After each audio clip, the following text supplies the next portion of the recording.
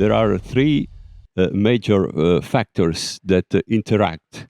And the first is the huge workload that nowadays family doctors have to face in their daily routinary work.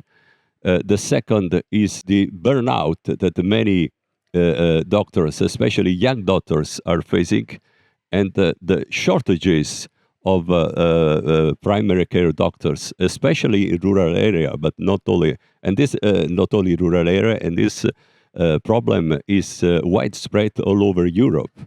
So it's not just in a few countries. Is quite widespread. This is a sort of vicious circles. These factors interact, and it's like a dog that bites his own tail. You cannot stop the dog.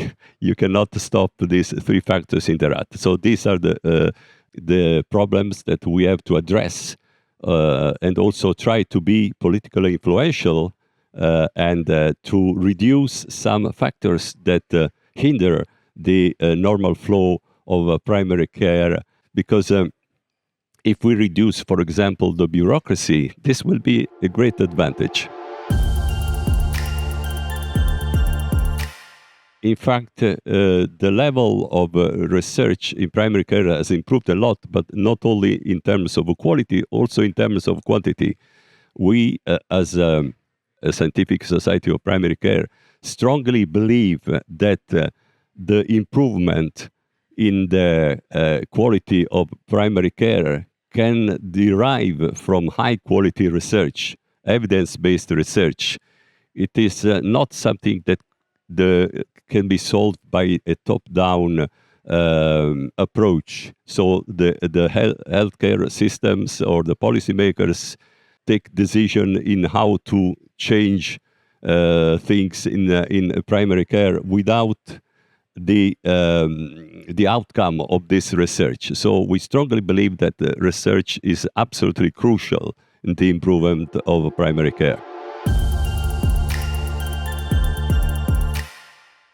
Yes, it is absolutely important that we share the knowledge among countries, especially in Europe, where despite the difference of language, we really have common problems. And it is also interesting in this conference how in different countries tackle similar problems.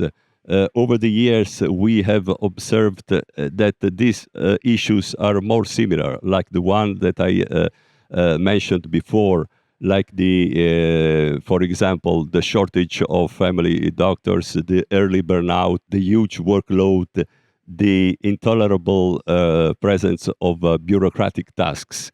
These are common problems. Sometimes one country addresses these issues better than the others, but so it is very important that we have collaborative studies that explore these topics. We really hope that primary care return to be attractive for the young generation of doctors. And to be attractive, we have to address these three fundamental issues: the huge workload and the shortage of family care doctors, especially in rural areas, maybe via incentives, via other tools. And we really hope that in 10 years we could look back and say, what we have done in the last 10 years has had some positive consequence on our routinary work.